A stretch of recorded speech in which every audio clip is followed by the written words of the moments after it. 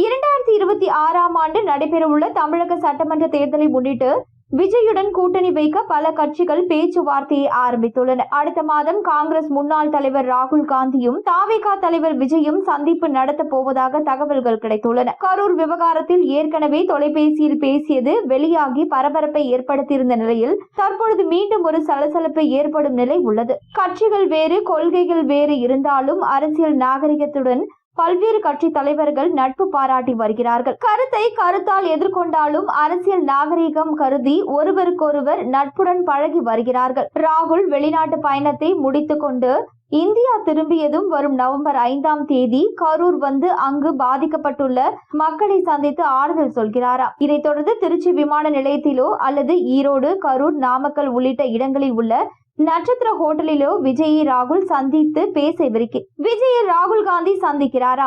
அதே சமயம் தமிழக வெற்றி கழக தலைவர் விஜயுடன் கூட்டணி வைக்க எதிர்க்கட்சி தலைவர் எடப்பாடி பழனிசாமி தீவிரமாக முயன்று வரும் நிலையில் இதற்கான பணிகளை எடப்பாடி பழனிசாமி தீவிரமாக முன்னெடுத்து வருகிறார். தேமுதிக, அதிமுக இரண்டும் கூட்டணி வைத்து தேர்தலில் திமுகவை வீழ்த்த அரசியல் வரலாறு தமிழ்நாட்டில் மறக்க முடியாதது.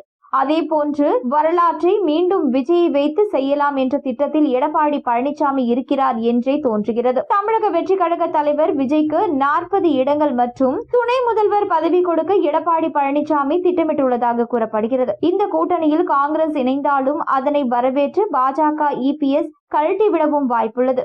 ஏற்கனவே காங்கிரஸ் கட்சியுடன் பேச்சுவார்த்தை நடத்தியதாக செய்திகள் வெளியாகின. இதனால் டிசம்பர் மாதத்திலிருந்து கூட்டணி கட்சிகள் மாற வாய்ப்பிருக்கலாம். அரசியல் களமும் பரபரப்பாக இருக்கும் என்று கூறப்படுகிறது.